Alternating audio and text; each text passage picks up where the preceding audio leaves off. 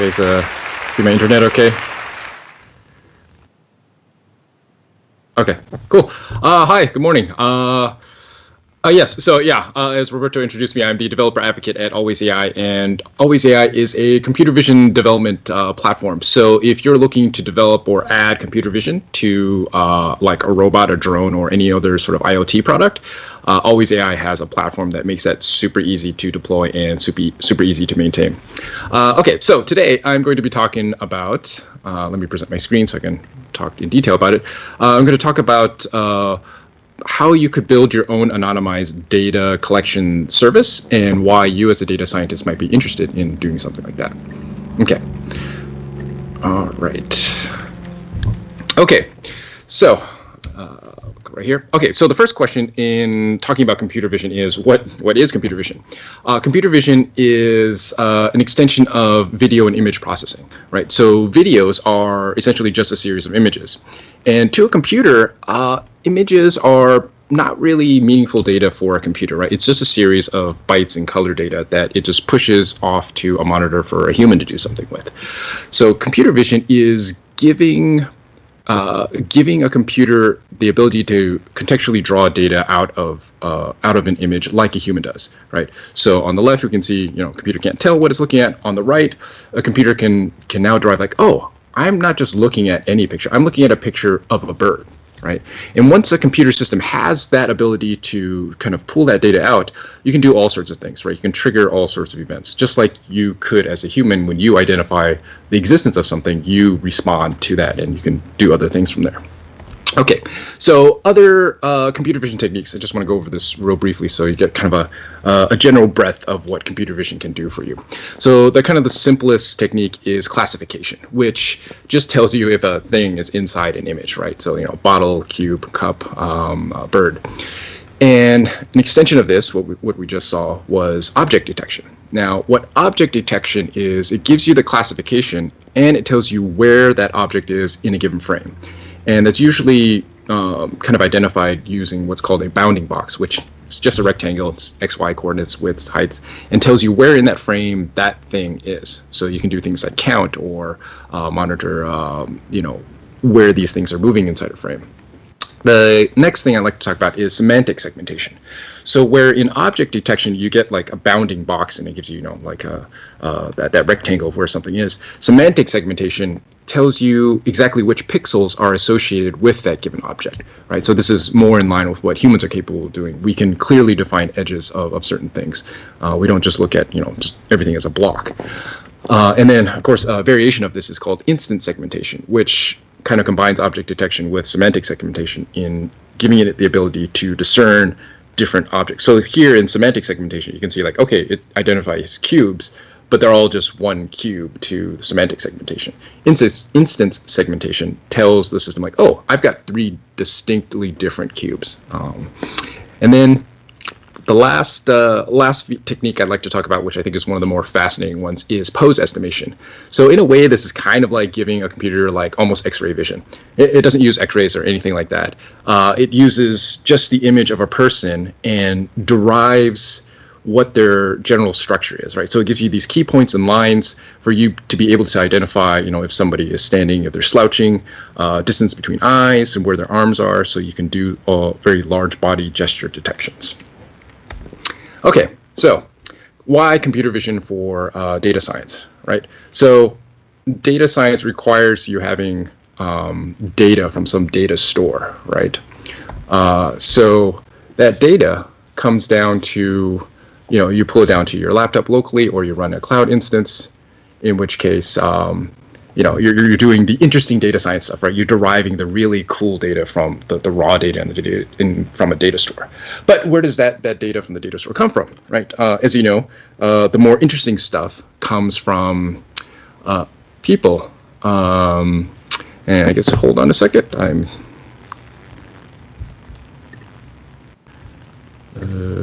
Okay. Wasn't sure if I lost internet connection there for a moment.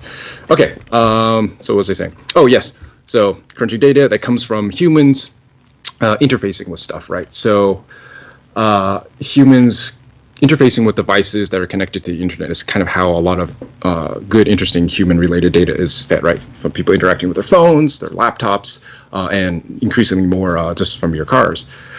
So computer vision kind of changes the way you can kind of get that data. So instead of people directly interfacing with stuff, a computer vision system can get data without a person directly needing to interface with anything, right? So you could determine if, how many people are in a given area. You could track traffic patterns with cars moving, airplanes, and even non-human things, right? You can follow animals. You can use it to track your pets at home, track migration patterns of birds, and how many fish are going through a river, right? So you get much more capability in the fact that you don't require these things to directly interface with digital devices, right? The camera is the digital device that's getting this data from the real world. And another good reason to really look at computer vision for data collection is for three main reasons. They're very affordable now, they're easy to deploy, and they're multi-purpose. They are a little intimidating to implement if you're not familiar, but that's why we have companies like Always AI coming to market to make this process much, much easier to do. Really quickly, affordability, just you can use your regular webcam, and if you're doing it into production, you can get really low cost cameras to add into IoT devices. Okay, and they're very easy to deploy. If you know, even basic Python, maybe moderate Python, you can build your computer vision application onto your device or onto an app that you want to use. And so with our tooling, or you could do this yourself, you take your app, put it into a Docker image, which then opens the door for fleet management through services like Balena, which allows you to deploy to many different devices very quickly, and also allows you to maintain the code on those devices. Okay, so multi-purpose.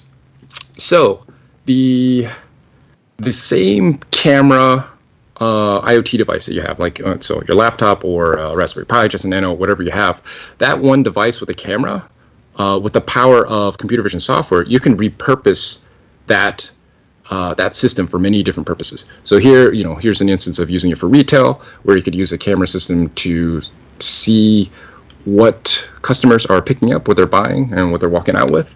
And then the same piece of hardware with just a slight update to the code can be used to, you could take that device and slap it onto a drone or onto an airplane, and you can use it for land surveying. So you can identify property and, which parts of that property is more, green, has a lot of trees, or for agriculture, that sort of stuff. And then the same device also could be repurposed again to be used with health. So using pose estimation, you could monitor to see how well someone's doing like a yoga form, or to see if somebody has fallen or where they're going. Okay, so we don't have enough time for me to kind of go through code and stuff, but I'll just talk about this app that we produced for conference settings, which is just a simple person counter, right? So there's a camera, you can set it up in front of a booth or an entrance, and it would just count the number of people that goes in front of it. And from that, you can get some simple data, like obviously here at noon is the most people that kind of came across it, and then 12:30, nobody seemed to walk past the camera. Now, this same system, now if you want to try this out, I've put up the public repo for this, so you could go in and you could pull that code down and try it out. So again, just taking this simple use case and just modifying the code, you could get even more data, right? More refined data. So here we've just kind of expanded the code to not only just track the number of people it sees, but which direction the people are going. So now you can tell how many people are going in which direction. So here from that data, instead of just the number of people, here we can see like, oh, everyone's going, slowly piling into a location up until about 11:30, and then when noon happens, something must have ended because now everybody is exiting, and then they don't return until close to 1. So now you can imagine this sort of information, at multiple points can give you traffic flow patterns and lots of larger, more interesting metadata.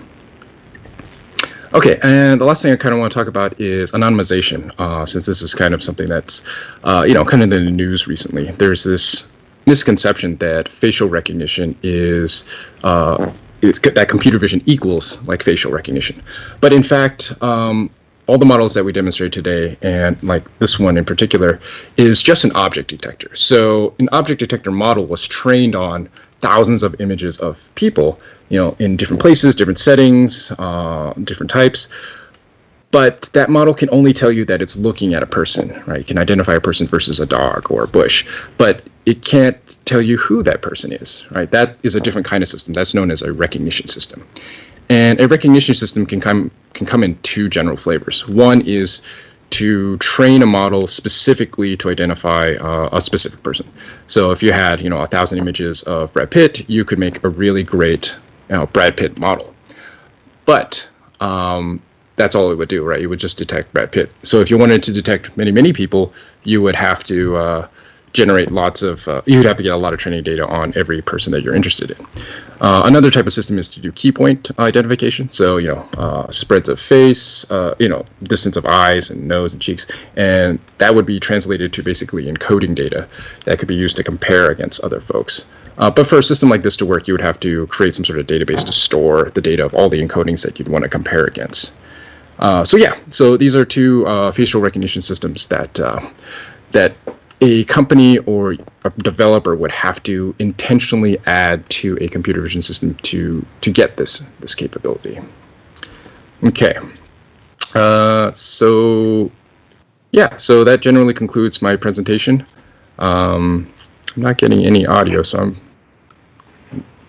not sure if I have enough time to go through some code, or I should just go to Q&A.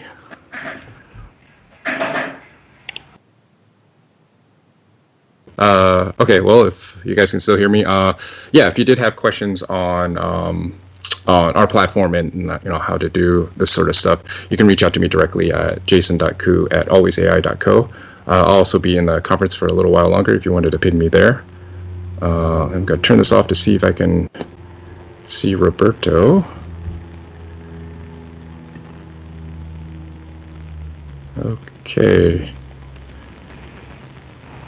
Well, Jason, thank you so much for that presentation. I think there's a little bit of time for code if you want to show it. Oh, okay, great. So I'll do that. I'm not sure how many coders we have in the house, but I think it will help to see some of this stuff.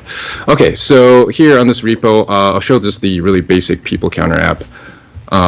So again, this repo is available for public to kind of go in and you can download and try out. And I guess I'll do the first thing, which is just kind of run it for you guys. So here, you can just run this simple command. Oh, it's probably not very visible to everybody.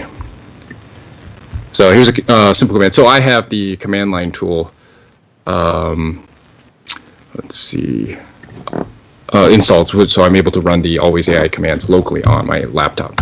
Okay, so here we're just going to start it, and what it'll do is it'll kick off the container's already built, but it'll just kind of kick it off. So here we've got a debug streamer that's part of the system that allows you to see what the computer vision system is seeing, so that you don't have to just work purely in code. And let me move this off to the side. Oh, yeah, I'm still sharing my screen. Okay, so, okay. So yes, the problem is my camera is being used for the screencast, so I'll have to use this one. Okay, so here, if I disappear, you can see that it loses track of me, so it doesn't see anybody detected, and you'll see there's a total person count of 9 because it remembered from previously. But if I come back into the frame, detects, and it'll just increase that count by 1. So this will work pretty well for people at kind of booth distances. So I could stand back quite a bit and it'll still detect. But you can see, like, whenever you disappear fully, it'll lose track. But it's pretty good at occluded, so I could be like partially out and it'll still hold. And it won't be until it like loses track of anything that really defines a person, and then it'll lose tracking. Okay, so that's an example of the just person counting app. And let me spin up the slightly more advanced version. So this one. So this app is basically, again, an extension of that earlier person counting app. And here we've added in, if this loads correctly. Ooh. Looks like it's on. Oh, Well, maybe not. Oh, here we go. Okay, so kind of hard to see probably in the screen share, but if you look this way, you can see kind of a green area that's designated as kind of like an entry zone, and then this red area, which is a designated exit zone. So for an entry to be counted, person would have to walk from through the green zone to the red zone, and then vice versa for counting someone kind of leaving. So I don't have actually a UI that says like, hey, somebody has left, but in the code or in the console would tell you if somebody's leaving or not. So if I get up and walk, I should be able to trigger this. So I'm going to step back. Oh, no, it doesn't help. You can't see any video here. Bloop. I'll try to put this off to the side. Okay, so if I'm going from the red zone, it should pick me up as entering the red zone. And then when I go and exit out the green,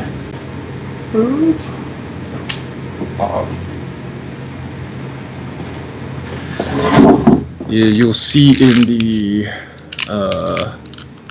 code below.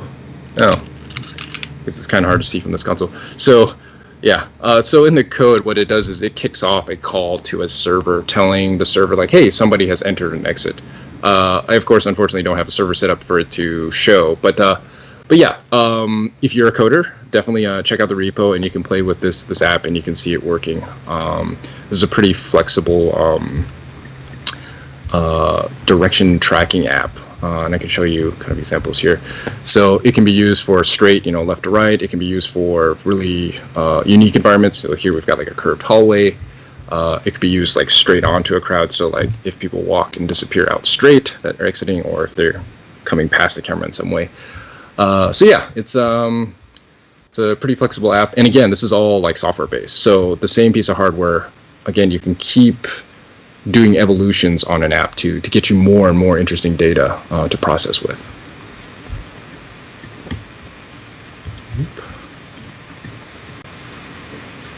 All right, well, that has been wonderful. That has been great. Thank you so much for that presentation and that demonstration with the code, Jason. Now, I'd like to invite you to your very own DSGO Live Q&A. The way it works is that attendees will send questions through the chat. I'll receive them and I'll ask them to you. So without further ado, we have a few questions coming up. Marcelo Condori asks, do you know where I can find deep learning models applied to risk management or econometrics? Risk management. So in risk management, are we talking like security risk management? So like in a retail setting, or more like industrial risk? I'm guessing retail. Retail? Okay.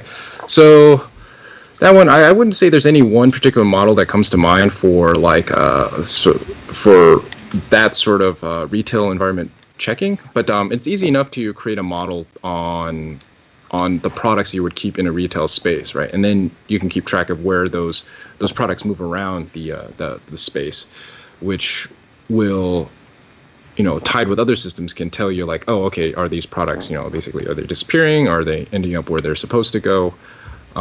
So a good example of this is like Amazon Go store, right? Which you can, or Klepto store, you can go in, grab some stuff, walk out, and it's done.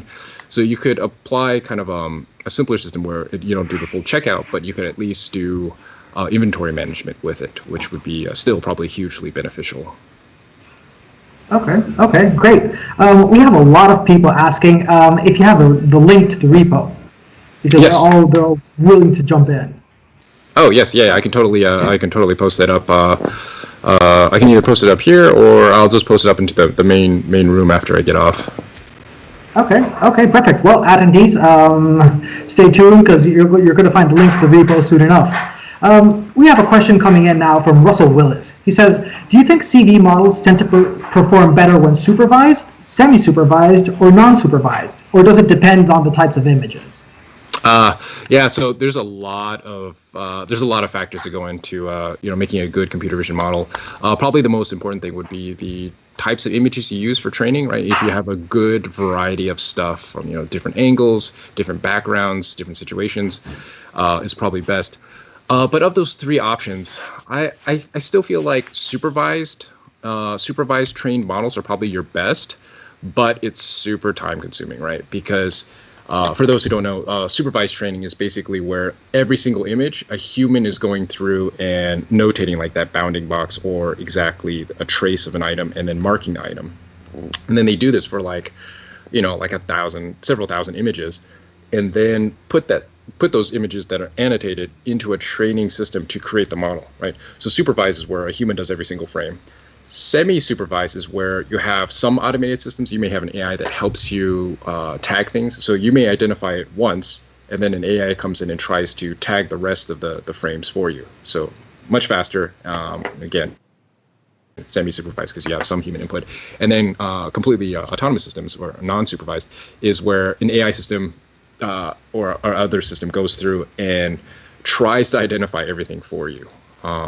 Or tries to just cluster things for you.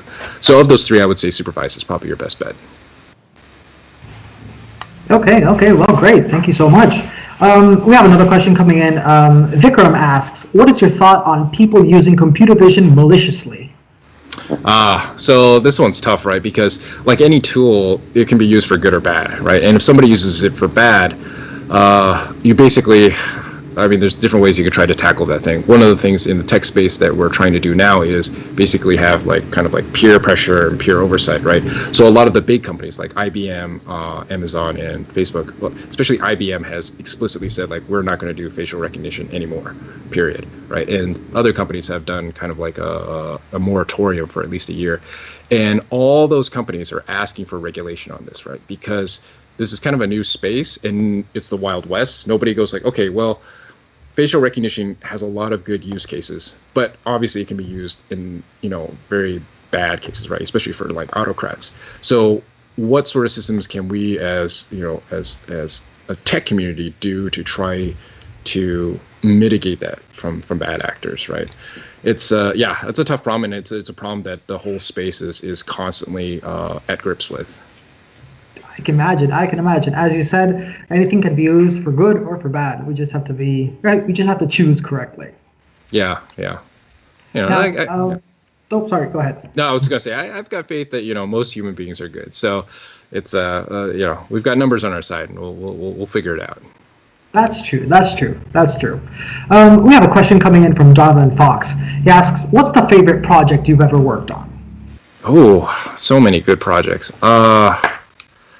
A recent project that I had a lot of fun with was last Halloween. Me and a few folks created, I actually can kind of see it back there. There's a little mask over on the side, a little pumpkin mask. So we created a computer vision powered candy dispenser that had questionable end results. But basically what it was doing was it would look at people walking on the street and would whisper to them hey, come over. And then if somebody, got close to it, it would basically spit out candy at them and kind of surprise them with some candy. So yeah, that was one of the funnest projects, and it was done in a very short time frame, about 2 weeks. But we plan on coming back to this project this year and adding a few extra bells and whistles to make it more interesting, and then we're planning to push that out, make it public so that other people can build this and deploy it themselves. Okay, well, that's very, very interesting. It's a very interesting project, to be honest. Yeah, so it's, scaring children and giving them candy at the same time. Maybe we can scare them to not eat the candy. I don't know. So. Well, whichever it is, it's a win-win situation. We have a question coming in from Sean Casey, who asks, what about bias in computer vision? I know it comes down to the bias in humans creating the model, but what are your thoughts on how this can be addressed? Yeah. So again, like you had stated, that a lot of the bias is introduced during the training process, right? The training images you use or have access to will affect the end model. So there are things I think we can do to mitigate that sort of stuff. One is better training in general. Okay, if you're going to create a model about people, then make sure you include X, Y, Z. Other things we can start doing is adding in other systems to try and counterbalance the bias. So there was a recent development where, and this is for a completely different sort of space, but they used basically a physics, not quite a physics engine, but a physics model that was added to another neural network. And it allowed that neural network to kind of see through noise, right? Because this is a big problem, data noise, right? Because this model had access to like real world physics, it could be like, what I'm looking at doesn't make sense, so I'm going to ignore that. I'm going to count that as noise and look at, the actual thing. So we could do stuff like this. We could add tech like this to computer vision models moving forward, right? We could, if we give computers the ability to kind of weight what it's seeing, where it's like, I think I'm looking at blah blah blah, but according to my knowledge of biophysics, is like this doesn't make sense, right? So anyways, basically using tangential systems to kind of like correct for the bias, I think is probably what will happen in the future to kind of make up for that. Okay, well, great, very thoroughly explained, thank you so much. We have a question coming in from Tom State, who asks, what are the most common data pre-processing techniques you use for computer vision? Data pre-processing techniques. Oh, like to clean up the image data for training a model? Oh, that's a good question. So I have to, in all honesty, I'm not a very good model creator. Most of my experience with CV is kind of on the app development side with our own platform and finding use cases for it and finding devices to make our process work. So model creation is actually done by a different team. And I've dipped my toes in this space. It's a very fascinating place to be. And I've helped like create image sets and videos for training. But in terms of like pre-processing, there isn't like a tool or anything that jumps out to me or a process that works best. I feel like if you can plan out how you're capturing the source video or the source images for training, that's probably going to net you the best sort of ROI on time, right? So just plan out getting that data better versus spending time, cleaning the data or manipulating those images after the fact, right? There's a lot of tools now for training that will automatically take your image and they'll skew it, turn it upside down to give you more training data. So you don't have to really go out of your way to add these sorts of features to the sort of pre-process, because that's automatically baked into a lot of training systems now. Okay, wow, wonderful. Thank you so much. I think we have time for a few more questions. Manuel asks, well, he says, great presentation, Jason. What do you think about computer vision applied to climate change or renewable energy projects? Oh, that's a very good question. Very broad too. So, okay, obviously, all right, let's tackle the first one would be, I guess, climate change. So there's a lot of different use cases you could use computer vision for promoting kind of a greener world in general. And probably one of the first things I'd probably consider tackling would be kind of monitoring and auditing of sorts, right? So it's a lot of work for the community and for governments to keep track of companies and individuals and other entities that do things that are illegal or questionably illegal, like dumping chemicals into water and stuff. So the first sets of things you could do is you could deploy a whole webs of simple CV sensors to monitor like water quality, air quality. We have better sensors for that, but you could look at water quality, you could look at runoff. Basically, you could put these CV sensors all over the place as like watchdogs on industry, and so that's a start. Obviously, you don't want too many cameras in this kind of regard, because then you could start to get into privacy violations. Although a camera staring at a factory is probably generally not going to be a big issue for most folks. But yeah, I mean that's one place to start. Okay, well, wonderful. I think we have time for just one more question. Bernard asks, can you use computer vision to monitor data sets to prevent data breaches? Yeah, so from the way I'm interpreting that is that you can take data and then put it into some sort of visualized form and then train a computer vision model to look at that. There was a paper on this recently where I forget if it was academic or actually in the field that this was done, right? So a CV system was used to detect anomalies in a normal data set, right? So you could look at real-time data in some visualized form, and once the model is trained on that, you're like, okay, this is what a normal data flow looks like, or this is what non-fraud data looks like. And then when there's a change in that, it could be like, wait, this chunk looks wrong. and then it could kick off, some human interaction to look deeper into that data. So yeah, you could totally use this this sort of technique. Well, thank you so much, Jason. It was a very great presentation and an awesome Q&A. I am 100% sure that our audience loved it. It was very interactive. We had a lot of questions coming in. Well, thank you once again. I'm super glad to have joined you, to have hosted you in this event. And thanks once again. Cool. Thank you, Roberto. My pleasure.